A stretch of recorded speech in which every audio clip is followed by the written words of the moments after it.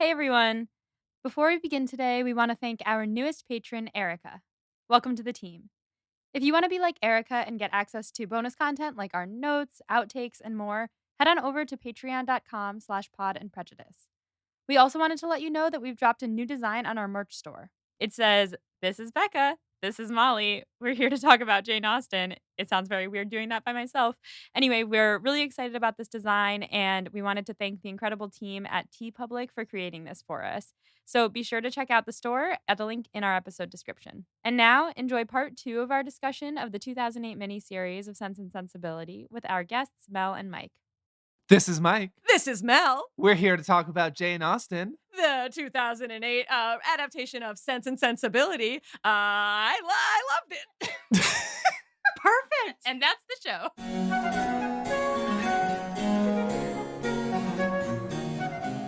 So this is Becca. This is Molly. We're here to talk about Jane Austen with our significant others again. We are here to talk about Jane Austen with our significant others. We've got Mike and Mel, as you heard, back with us again. If you are joining us for the first time, we would strongly recommend going back and listening to the episode immediately preceding this at least, but preferably go back to the beginning of the season. But, live your life, do what you want. But in that episode, we asked Mike and Mel to tell us all about their Jane Austen takes. Mostly, they don't know much about her, so this has been really fun. Yes, it's been a minute since we've had a guest on the podcast who has no point of reference for Jane Austen other than knowing who we two are. Other than listening to this podcast. Exactly. So should we just jump back right in? Yes, because we made it through literally none of this adaptation the first episode. And we recorded an hour and 40 minutes of material. We'll see how long that episode ends up being. It's a lot of stuff. There's a lot to say. And we took a lot of breaks. Yes. We made a lot of dumb jokes. And a lot of that is just set for the patrons.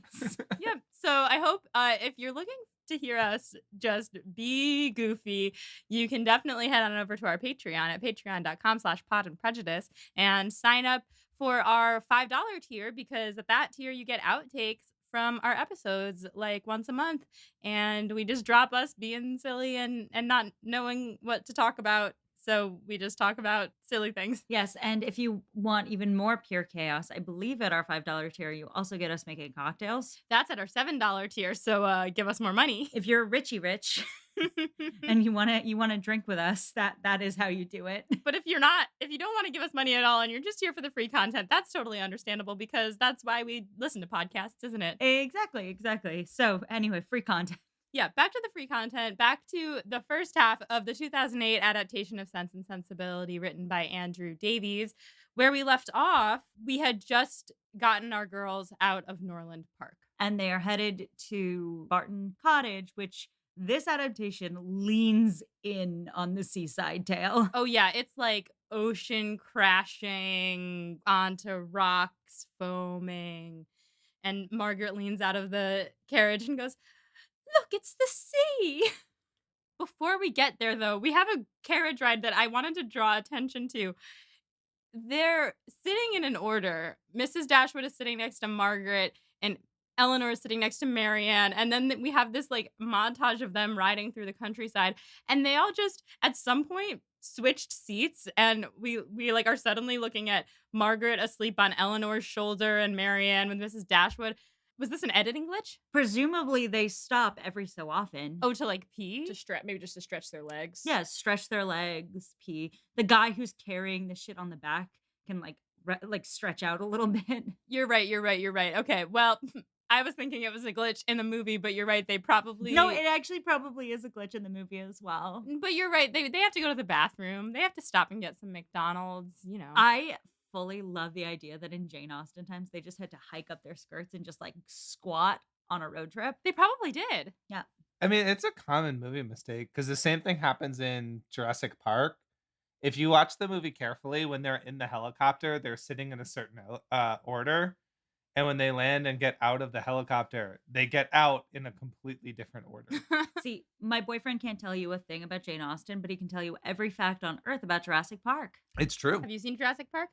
Once when I was very young. Cool. Me either. But I just went to Jurassic Park, the Jurassic Park section of Universal Studios, and So she's an expert. I'm an expert. Mel knows all the dinosaurs. I can name 2 dinosaurs, so I'm an expert. What are the 2 dinosaurs that you can name, Mel? A Tyrannosaurus Rex and a Velociraptor. Did I say those right? Yes, and they're the only 2 that matter. All right, so cool. That's all you need to know. Name some other dinosaurs, and this is obviously relevant to Jane Austen. Brontosaurus. Oh yeah, I knew that one. Triceratops. All right, well when you say it, I know. Classic Molly naming the vegans. I don't know anything about them. I just am like, I babysat these kids once who Oh, which love- reminds me, Barney. My mother. Ooh, sick burn. Anyway. Speaking of people calling their moms old, that happens in this part. Great segue. Vroom vroom. So when everyone's asleep in the carriage, Eleanor opens up her gift, and that's when she finds that it's a sketchbook, and she's got like tears in her eyes, and it's very pure. That one is like, that really gets to me as a moment between Edward and Eleanor, building like the chemistry and the love between them. That was a sweet gift. That was really thoughtful, in my opinion. Dominik Cooper, man. Yeah, thinks of everything. No. Dan Stevens? Nope, not. That was the wrong person. We're getting ahead of ourselves. Wait, I thought it was wait, I can do It's this. Dan It's Stevens. Dan Stevens. Yeah. All right, I'm gonna cut myself saying that because I keep doing that. Okay. No, you leave it in. You leave it in. Let them know. Let them know your shame. Molly's only human, everybody. I'm only human.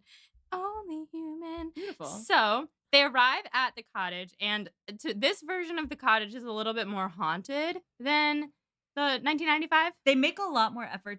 It looks almost like the same cottage, but more weathered. They make an effort to make it a little shabbier. Yeah, and well, I think that part of it definitely has to do with how seasidey this really is, because the other one was next to like a lake, and this is like next to salt waves, air blowing against the windows and sand getting in the cracks and stuff.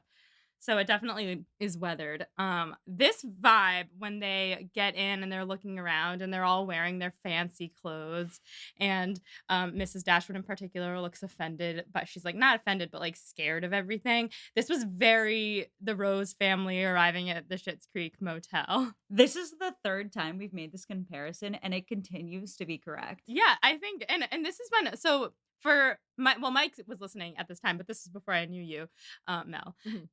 When we started reading this book, they lose all their money and have to go move into this little house, and I was like, this is like Schitt's Creek, and then I was like, is this book just Schitt's Creek, or is Schitt's Creek based on Sense and Sensibility? And we put out a poll, and all our listeners were like, shut up, Molly. But I was like, I stand by it, and I do. I still think David as Eleanor and Alexa as Marianne is very much a thing. Oh, completely. Ew, Eleanor. Eleanor. That's so accurate. You just fold it in. You just fold in the cheese. That's the vibes of Eleanor trying to make a fire here. Yes. Oh my god, it is literally. That's a one. Yeah, that's perfect. Mrs. Dashwood would be like, yeah, just strike the wood against the thing. And she's like, what do you mean strike it? I've never struck wood before. Exactly. So Marianne then finds the piano in the house, and she plunks the keys, and it's out of tune, and she closes it immediately, and it's all covered in dust, and it's very sad. And then Mrs. Dashwood turns to Eleanor, and she's like, can we really settle down here, do you think? And Eleanor's like, we must.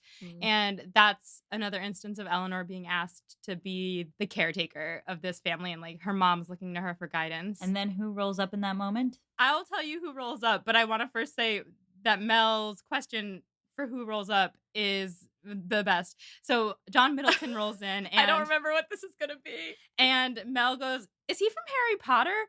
Who is it? And I was like, I don't know. Who do you think it is? And she goes, is it Flitwick? And I was like, no. And she was like, is it Professor Sprout? And I was like,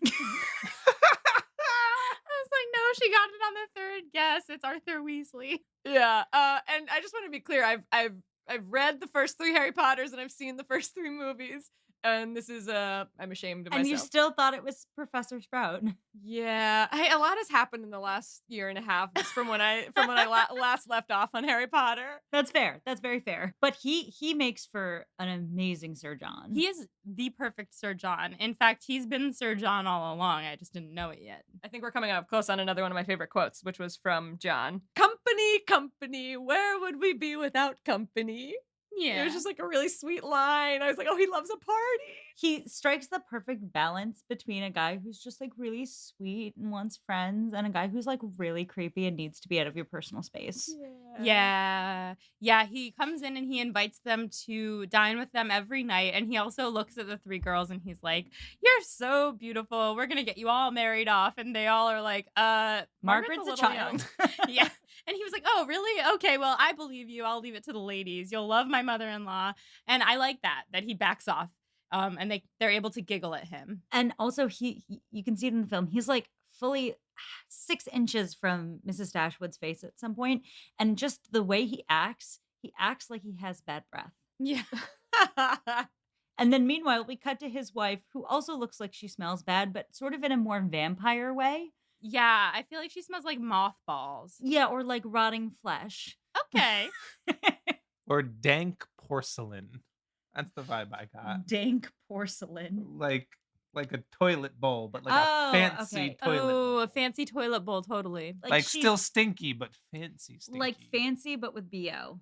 Yeah. So to clarify for our listeners, we cut to Lady Middleton, who they have made like she was an unnecessary character, and I see that now. But they have made her the most boring and uppity, but like just she doesn't say anything, and she's just sitting there not doing anything, just completely stone faced with her children all running around her, and then like one daughter next to her looking miserable, and they look like they're straight out of a horror film. And then you have John Middleton standing next to her with the cutest puppy. Yeah, it's a really good Really puppy. cute puppy. And then when Mrs. Jennings comes in, she and John have kind of a flirty relationship.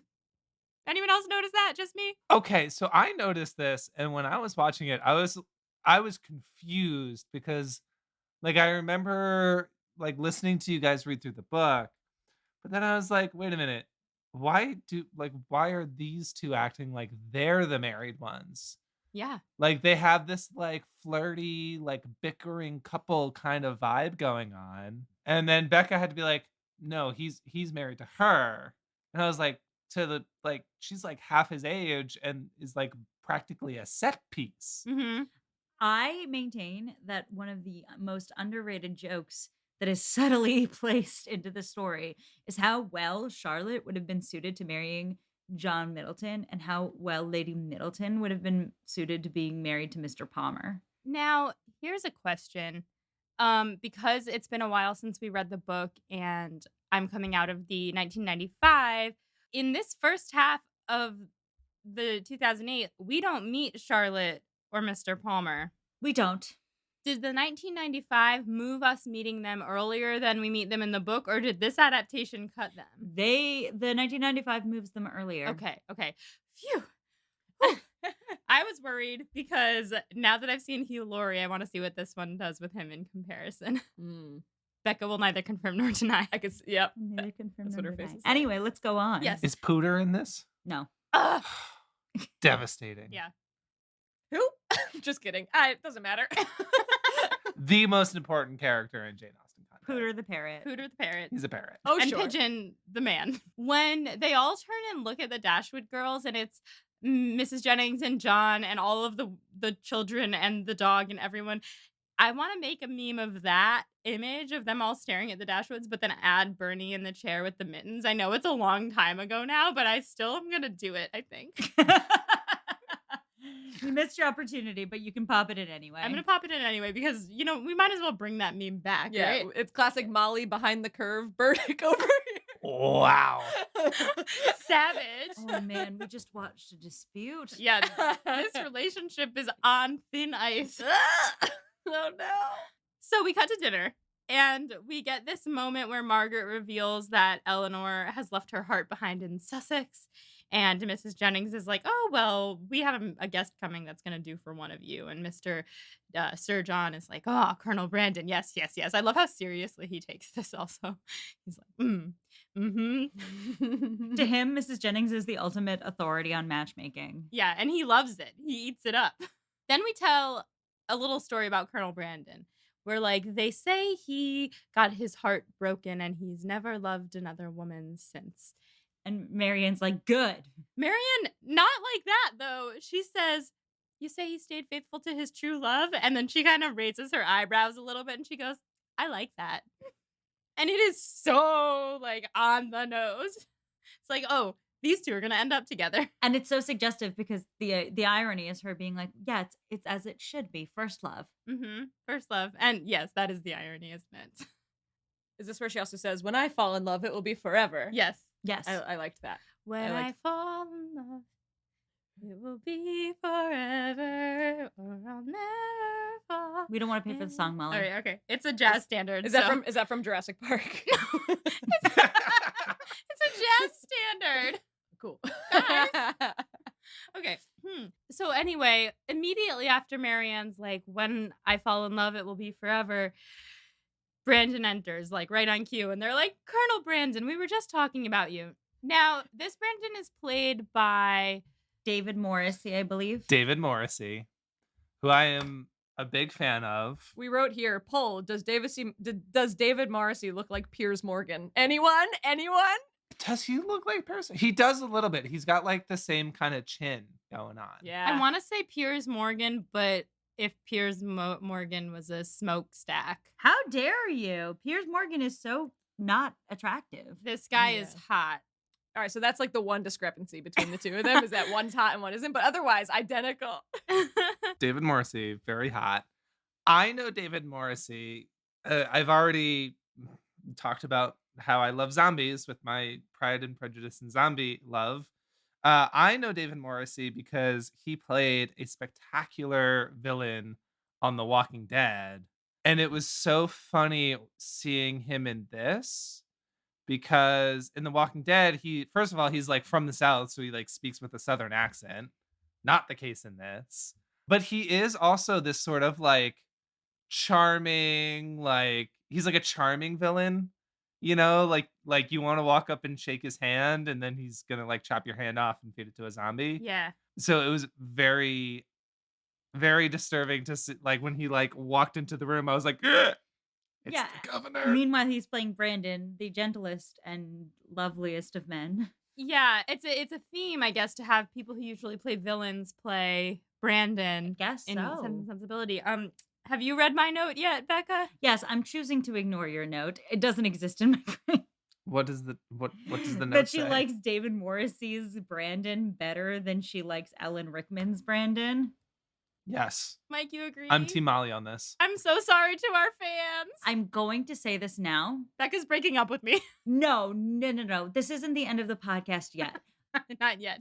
We're on thin ice. Wait till you hit the end of the series because you can't really judge it based on like one scene or two scenes. You have to judge based on the whole thing. Sure. Now, this is not something against Alan Rickman or his performance, but I will say so far, what I like about this Brandon is that he plays really well the kind of Darcy-ness of Brandon, where he's able to express himself really well in private, but as soon as he gets in front of a pretty girl, he's like, "You're fine." And I really like that about him. I also I just find him pretty hot. He is okay. He is hotter than Alan Rickman. I'll give you that. But for me, like, I really like this Brandon. He's very good, but he plays Brandon a little bit more gruff. But I think Brandon is, maybe. See, I like Alan Rickman's take on him as so gentle and like tender and vulnerable, but like masked behind the niceties of his era, I should say. But that being said, it's like I don't want to hate on David Morrissey's Colonel Brandon just because I am more of a fan of Alan Rickman. But for me, that was the sticking point of this adaptation, is that I just can't compare anybody to Alan Rickman's Colonel Brandon. And I'm sure we'll have a longer discussion about this at the end. That being said, Molly, here we go. Team David Morrissey. It's my phone background Mike now. made David Morrissey his phone background. If you're gonna make Alan Rickman your background, David Morrissey's my phone background. Oh Here my we go. God, I was thinking about it too. I was like, here's the thing. This is the thing. That I had the urge to make Alan Rickman my phone background. I didn't have the urge to make David Morrissey my phone background, even though I do find him hotter and a better Brandon. There's just something about Alan Rickman that makes you want That's the thing. do It's that. just there's something magical. There's lightning in a bottle in that performance, and it's not to take away from David Morrissey's performance of Colonel Brandon. It's just like something about Alan Rickman's Colonel Brandon is special. Also, your phone background was Alan Rickman, and then it was a picture of me. So I'd be really upset if now it was David Morrissey.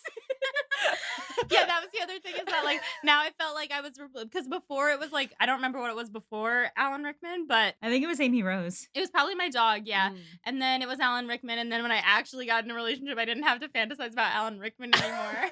So I made Mel my phone background, and now yeah, I would be remiss. But now we have a backup option. You know, David Morrissey isn't going anywhere. all right, yeah, just in case we this need. ends because of this podcast. Yeah.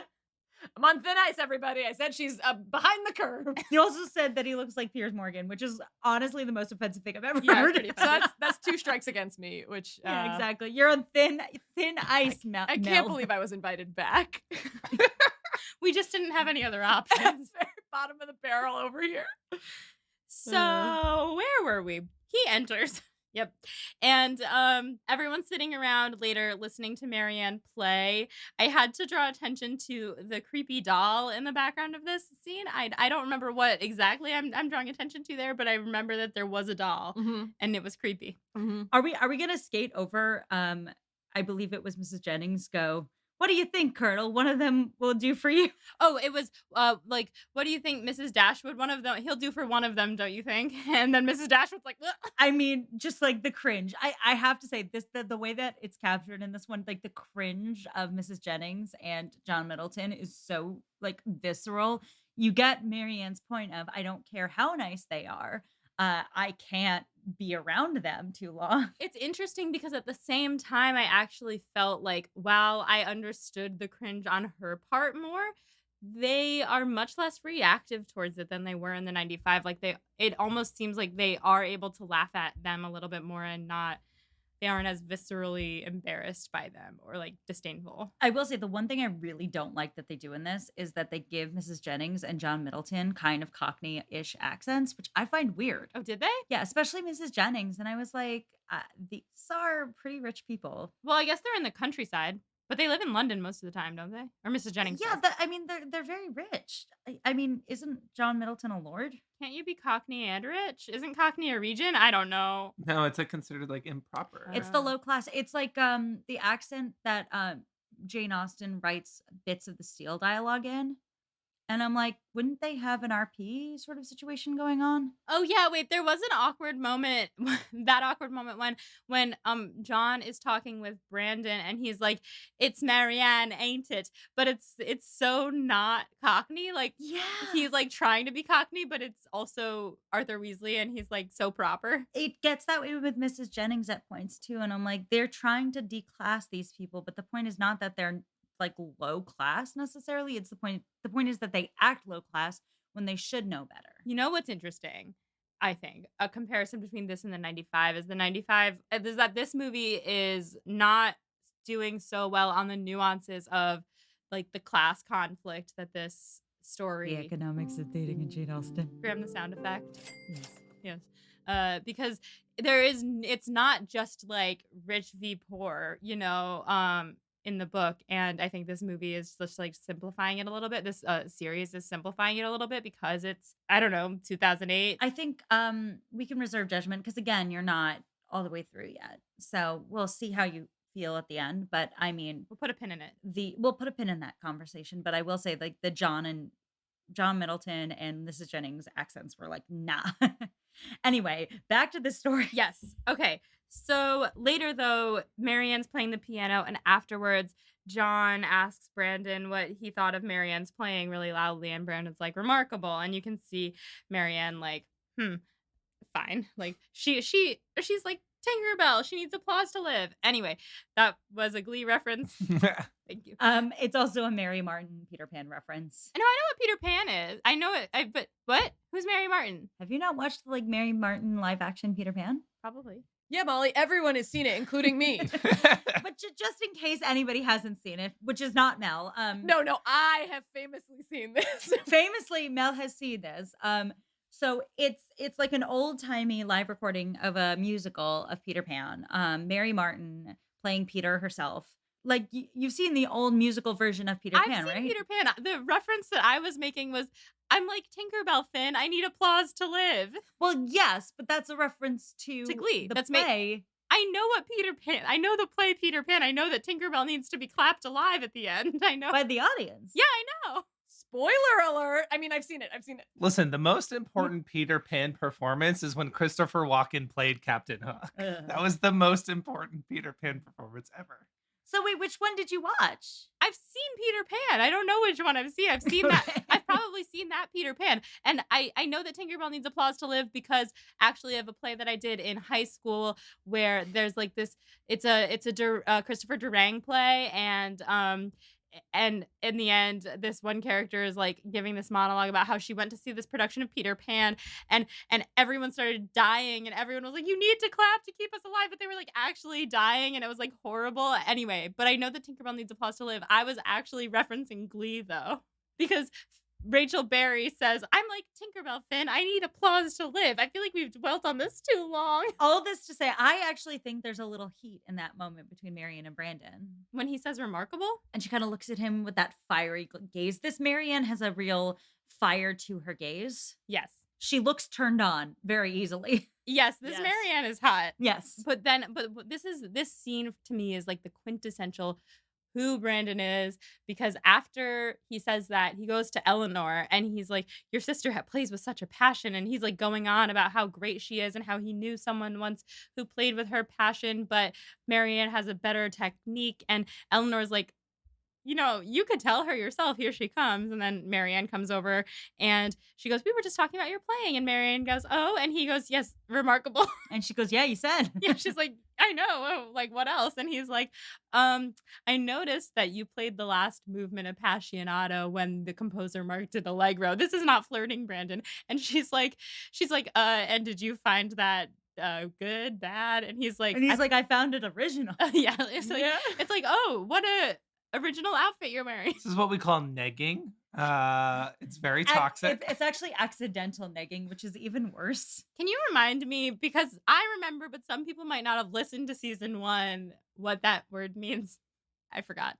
No, I'm laughing because you've just been dating women for so long. Is it not something women do? I mean, they probably do, but it's just like such a man thing to do. Yay. It's the technique of flirting by like mildly insulting someone to make them feel bad about themselves, but then like adding in a touch of a compliment in there as if that's like to bring them in a little closer. What's like I'm surprised that I want to sleep with you, but I do. That just made my stomach do a backflip, that entire phrase.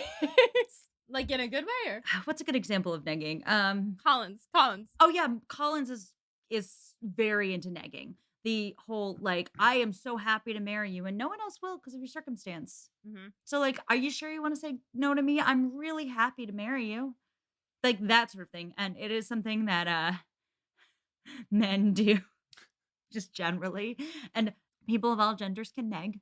But it's just something that I believe every straight woman has experienced, and every woman who consistently dates men has experienced. Probably also something that anyone who dates men has experienced. That being said, Colonel Brandon does not seem to be actively trying to neg Marianne here. I think that makes it funnier because he seems to accidentally be negging Marianne here. Which is why I'm saying that he's a little Darcy, because he's like, yeah, good job playing that movement. He does have a little human disaster going on here. Yeah. Then the next day, they are just doing things around the house when Margaret sees Colonel Brandon coming, and she goes, it's Colonel Brandon. And Mel has something she wants to say about this scene. Okay, yeah. So I had never, I guess I've never seen a Regency era thing, but when everyone just springs into action to start cleaning up the house, I was like, why are they all freaking out? And Molly was like, oh, this is just what people do. Like, I was like, a man is coming. So like I don't know, everything just had to be in its perfect order. It was as if high schoolers like threw a party and then they're like, it's like the Aaron's Party music video. Yeah. It's like mom and dad are coming home, clean up the house. And it's like, quick. I loved the panic that set in. It is a consistent trope in Jane Austen adaptations that when a man is coming, particularly an eligible bachelor, you have to frantically clean and get ready. That's incredible. And it has to be frantic. It must right. It can't just be a calm cleaning. It was like the time is ticking and it must be done now. Exactly. That made me laugh. Eleanor, take your apron off. She's like, it can't look like I was working. It was so chaotic. My heart was racing. So they clean up, and Colonel Brandon comes in, and he's like, I was just at Delaford. I brought you these flowers, Mrs. Dashwood. And he gives her a beautiful bouquet. And then he's like, and Marianne, I saw some music I thought you might like. And I wanted to say that I thought this movie, or the miniseries, is doing a really good job of making Marianne like him, of like showing her liking him and their friendship, because I forgot, but in the book, like, they are friends before she figures out that he likes her and freaks out. And so he brings her music, and she's like, oh my God, like, you're overestimating my abilities. And he's like, I don't think I am. And they have a sweet moment, and I swooned. This adaptation really does show Brandon as an eligible suitor before Willoughby even enters the picture. Also, Mike pointed this out, but their walkway is so short that the David Morrissey has to like duck under it, which is just a great touch. As a tall man standing at 6'2", I sympathize completely with having to duck, especially in like, for some reason, like a lot of, and I feel like this was explained to me once, but like a lot of like seaside homes have very like short doorways or something, because apparently like something like sailors had to be short, because like when you go like underneath, you had to be like short to be able to like And fit that's not even to under. talk of the gnomes.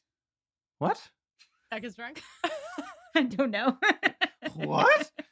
Anyhow, my point being is that I grew up on Long Island, where there was a lot of seaside homes and a lot of lighthouses, and I have hit my head on a number of doorways. I see you, Colonel Brandon. Colonel Brandon, you are seen, you are heard. Your struggles are real. Anyway, yeah, so Marianne practices the music, and we get this little montage, and we're watching him outside walking with his birds that he's killed and his little dogs, and then she's playing the music, and it cuts to, or not cuts to, but it like fades into her playing the music and him turning the pages for her. And she looks up at him, and she has so much trust in her face, like, thank you for turning the pages for me. And they're having this like sweet little moment.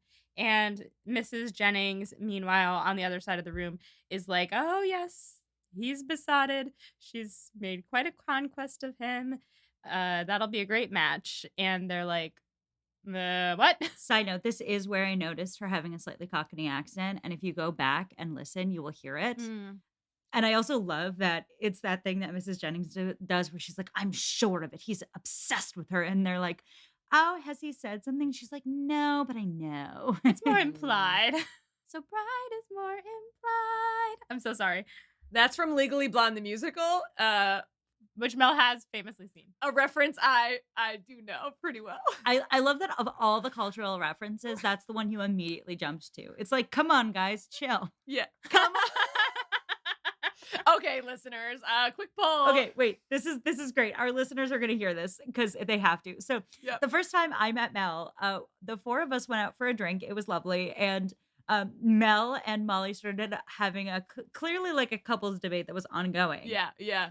And Mel turns to me and she goes, "Hey, Becca, do you know this line? Come on, guys, chill." Yeah. And did you know it, Becca? I did not know it, and it turns out that Mel had decided this was a really iconic line. So listeners, if you want to write into our Instagram and tell us what "Come on, guys, chill" is from, then you can try. Yeah. What I'll do is I'll post a quiz and I'll say, what is "Come on, guys, chill" from? And then I'll list 4 things. Yeah. And then people can vote. Yeah. One more time. The cadence is, come on, guys, chill. So there it is.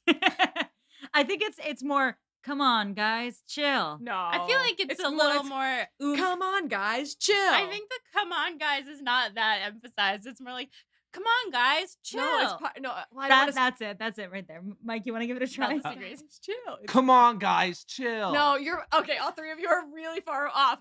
We can all agree Mike was wrong. I'm really confident in this. Anyway, back to this movie. Yes, that's completely different. It's not from Sense and Sensibility 2008. We can tell you that. It's also not from the 95, just in case anyone was curious. Yes. Yeah. But it might be from Pride and Prejudice. Who knows? Come on, guys, chill. Actually, okay, she's right. She's right. Come on, guys, chill. Mm-hmm. Yeah. Okay, so anyway. This is very important. I can't wait to see what everybody guesses. after we find out that Brandon has a crush on Marianne, maybe, we cut to Marianne finding out that Brandon has a crush on her, and she's walking and she's wearing, I want to like call out her Princess Diana yellow jacket. Mhm. Uh, and she's walking up the thing and she's like, is this what everyone thinks? Everyone knows he has a crush on me but me? And they're like, is that such a big deal? And she's like, yeah, he's old. Mhm. And this is the moment we talked about in the last episode, right? When she's like, if he's like, he's only 5 years younger than me and I'm not decrepit. Yeah, Mrs. Dashwood says that, and Marianne's like, yeah, but he's too old for me. And Mrs. Dashwood's like, girls of 17 have married men of 35 before, I think. And we realize that that's probably the age difference between her and Henry Dashwood. Very, very big age difference between that couple. Also, I just want to point this out. I don't know if it's period accurate. I don't think it is. But the decision to put Marianne in just numerous headbands is something I love in this. Those like hair wraps she has. Mhm. They're so beautiful. They're so romantic. She's got this long curly hair. I like want to wear them myself, but I also don't have curly hair, so it wouldn't work on me, but I love them. Next scene. Well, before we get to the next scene, Eleanor's like, is it really such a big deal? I mean, you like him, right? And Marianne's like, well, yeah, I do like him, but only because he's the only person I can have an intelligent conversation with on this whole beach. And This whole fucking seaside. on the seaside, she's like, I'm never going to be able to talk to him again by myself. And they're all giggling about it a little bit, so it doesn't seem so serious. She's way more offended in the book. Yes. She's like, how could, like, she just does a hard shift. And she does, after this, she does like run away whenever he's around, which is really so sad because they were friends. And that is what makes this movie tearing at my heartstrings. It's such a teenager thing to do. Is to like find out your friend has a crush on you and just start avoiding him. I've done that before. Me too. One time in 7th grade, I saw you decide to tell the story. I was like, I don't think he listens to this. A friend of mine had told me that he liked me and like asked me out, and I was like, can I get back to you? And I was passing notes with another friend of mine in French class about it. We're like passing notes back and forth, like, I don't know what to do. Like, I like him as a friend, but I don't like him as more than a friend. Like, what do you think I should do? We were passing notes, and my teacher was like, let me see that note that you're passing. And we were like, oh, fuck. And she took it, and he was in the class, and she read it out loud Uh-oh. to the class as punishment. And thank God I hadn't like said his name in it, but he knew because he had just asked me out that day. And so I like got up, and it was the middle of class and I was in 7th grade, but I got up and I stormed out of the classroom and I just like left. I feel like that's really cruel for a teacher to do. Yeah, no, it was horrible. Like, you don't need to go that hard. And then I avoided him for a while, I think, probably. So then we cut to Margaret making a string of shells, which we saw jingling in the title sequence. Just in case you were questioning whether or not this was a seaside tale. Oh, yeah, it's a seaside tale. It's a seaside tale? It's a seaside tale. So we cut to Colonel Brandon arriving for a visit, and Marianne is like, come on, Meg, we're out of here. And Margaret's like, I don't want to go for a walk. And she's like, yes, you do. And she drags Margaret out of the back door of the cottage and up into the hills. And Margaret's like, I don't want to do this. It's going to rain. And Marianne's like, it's not going to rain. Specifically, I want to say Marianne says, we will walk here at least 2 hours. And that will come into play later for something, a parallel I recognize because I'm a nerd with numbers. So I'll come back to that. But I wanted to say that quote. I think I know what you're going to say, but we'll get back to it. Maybe. And then I love Margaret. She's just like, I don't like this, Marianne. I'm all wet. And I was like, I feel for Margaret. I'm always slightly uncomfortable. So I was like, this poor kid. Yeah. Just being dragged in the rain. It's like cutting back and forth between Marianne and Margaret marching through the rain, and Colonel Brandon sitting silently with Eleanor and Mrs. Dashwood sipping tea in silence. It's so awkward. Yeah. So while Marianne and Margaret are like in the rain, Colonel Brandon gets up to leave, and Mrs. Dashwood's like, Marianne will be very sad to have missed you. She'll want to thank you for the books. Because he had brought her some books. And he's like, no, I've overstayed my welcome. And it's like he knows she's avoiding him. Yeah. There's no way not to, because also Mrs. Dashwood and Eleanor are just like glancing back and forth the entire time. No chill. No chill. No chill. None. Then Marianne is like standing up on the cliffs, and Margaret's like, I want to go home. And Marianne's like, a little rain never hurt anyone. Cue her just falling backwards off a cliff. Like, you can hear like the slide whistle, like woo. Yeah.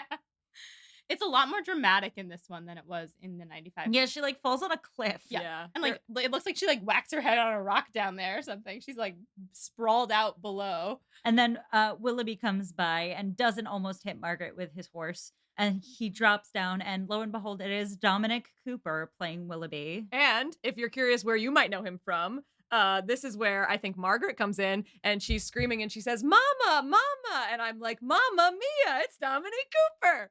Yeah. That was my parallel. Oh, that's so smart. See, that there are two types of people in the world. People who know Dominik Cooper from Mamma Mia and people who know Dominik Cooper from Captain America, the First Avenger. Yeah, it's Captain America for me. I'm the first one, for anyone wondering. Yeah, me too. And we are the second. Yeah, that's so funny because we both were like, "Oh my god, it's Sky,", and you were both like, "It's who was he?" Mike looked at him and goes, "How do I know him?" And I went, "Howard Stark." And he goes, "Right."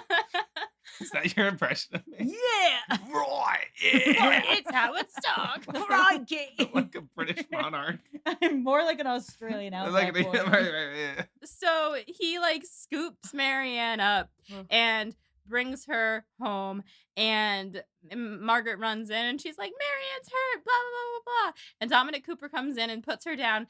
And this scene had me cracking up, honestly, because he just like keeps talking. He's like, oh, like she'll be okay, blah, blah, blah, blah. Nobody's looking at him. Nobody's listening to him. They're like running around like, excuse me, you're in the way. And he's just continuing on. And I think that's very much who this character is going to be. Mike makes a great point that this Willoughby, Dominik Cooper's Willoughby, really like exudes spoiled rich kid vibes. Yeah. Mhm.